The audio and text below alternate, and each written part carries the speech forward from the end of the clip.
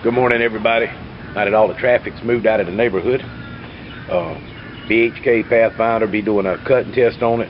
Real quick, if you're looking for a shock cord to use for your ferro rod to lock down in there, I went to Target and they had headbands. I think I got 8 of them for like $2, and I mean they're about that big around. You can see it's about 1/8 of an inch. It's kind of a flatter looking shock cord.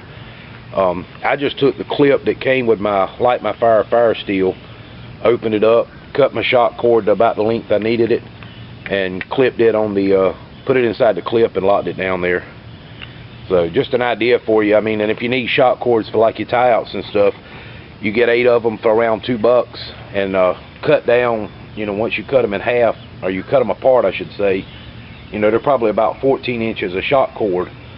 So, you know, you're getting 8 feet of shock cord roughly, just, you know, a little bit more than that, but just say 8 feet of shock cord for $2 ain't a bad deal. There it is, y'all, the Pathfinder knife. This is the last time you'll see it looking like this, because I'm going to be making some changes to it. I'm going to take the leather off, and I'm going to spray paint a tiger stripe camo pattern across this, and then I'm going to patina the blade with a vinegar treatment in a tiger stripe pattern. I just have to decide whether I want the stripes to be going towards the tip or away from the tip. Probably going to do them away from the tip. Of course, I'll probably do a video on that. Now, when I got it, the retention on it was a little bit more than what I like. I mean, it ain't falling out, but I couldn't put a thumb on it and pull it, so I just loosened up their adjustable tensioner here to get a good retention, because I want to be able to just put a thumb on it and pull it out if I need to. That way when it's on my hip, you know, it's not that big of a deal to get out. Service is awesome. Turnaround time was great on this order. Fit and finish is just absolutely amazing. There are absolutely no gaps, lines, no runs. I mean, there's nothing. The only thing I see on the knife ever, and it's just from it, you know, adjusting to the size of the sheath, is every now and then when I pull it out, there'll be a little bit of Kydex right here on this little finger toy here. But like I said, that's just from it clearancing for the Kydex sheath, making its room, I guess. But the whole point of this video is to show you how sharp it is straight out of the box. Now, you can do a paper test, and that's all well and good. You can show that it shaves, and that's all well and good. But most of the cutting competitions I've seen, they hack through 2x4s, or they'll take a water bottle and cut it. Now, I've never been to a cutting competition, so I don't know if this is going to work or not.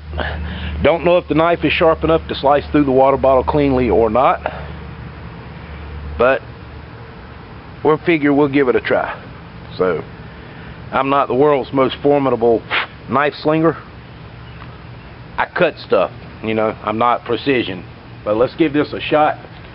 And obviously the blade is plenty big enough to do it. I mean, you know, you can see I got plenty of room here.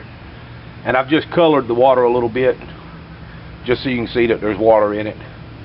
So maybe it'll show up on camera.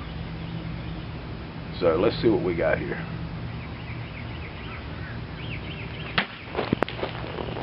Well, I sliced it, but not all the way through, because, like I said, I'm no expert at this. How about that one? Sliced it clean. 2 times, not once, but 2 times. Got a little bit wet, but it's all good. Let me wipe off my camera lens and clean my camera up a little bit. This is the pieces of my Pepsi bottle here. You can see the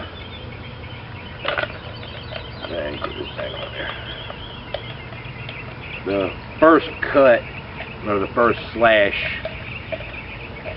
was this one here. It cut all the way through to here, but I missed the back of it a little bit. I kind of pulled on my cut, I guess. The second cut, I actually sliced from here through the bottom of the bottle. And I mean, give you an idea of what we're talking about here. This is the thin, flimsy piece of it. The second cut, I cut through this hard, stiff, thicker plastic. I mean, that's probably a 1/16 of an inch thick plastic, and it's sliced clean through it. One easy little motion there. Of course, when I did that, I ended up cutting the piece that I missed on the original cut, so it fell off in 2 pieces. But I said that to me shows a pretty good bit of cutting power on it. And of course, the edge is not damaged. I mean, it's still just as smooth and polished as it was when before I cut it. Let me find a small enough piece of wood here. I got plenty of wood laying around because I do plenty of cutting and stuff, but I want to find something, manageable for you. I'm not really sure that I'm going to use this so much as a chopper. It'll work as a chopper. I mean, good God, y'all, this thing's 3/16 of an inch thick. It weighs as much as my BK9 does. It's just it doesn't feel as heavy as the BK9 because you can see it's balanced. It's just a little bit handle heavy, so it really just rests in your hand, which is a good thing, because when you're skinning with this, and believe me, you could definitely skin with it with that belly it's got on it. But when you're skinning with it, you don't have to worry about it flipping out of your hand. You don't have to worry about really holding it. It's just going to stay there. I mean, it's just perfectly balanced for that kind of work. Obviously, it'll do any kind of wood task you want done.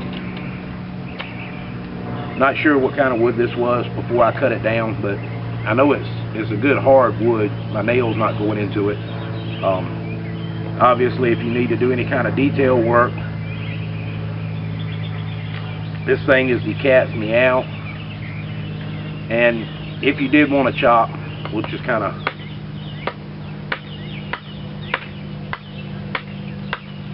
I know this is not the safest, kids, if you're watching this. I'm taking a big chance here by whacking towards my hand, because if I slip and I come over, believe me, this thing is going to take out bone and everything with it. Let's get the camera down on a piece of wood that we can chop with, and let's do it that way. Alright. Now, we got a little piece of wood here.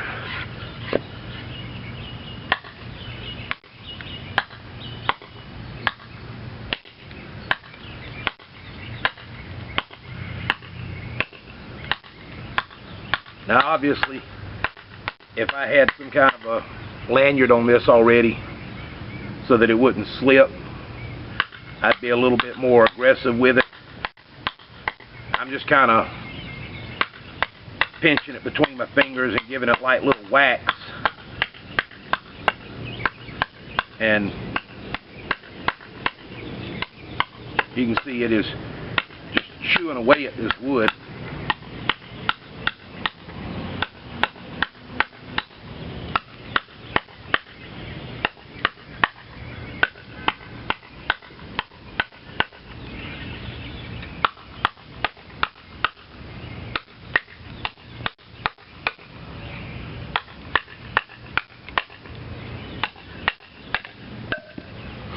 But like I said, I'm holding it loosely. I don't have a lanyard on it, so I'm not giving really hard swings with it, because it will slip out of your hand if you're not careful.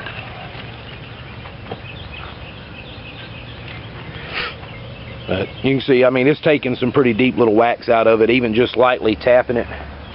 So doesn't take much abuse, or doesn't take much strength, I should say.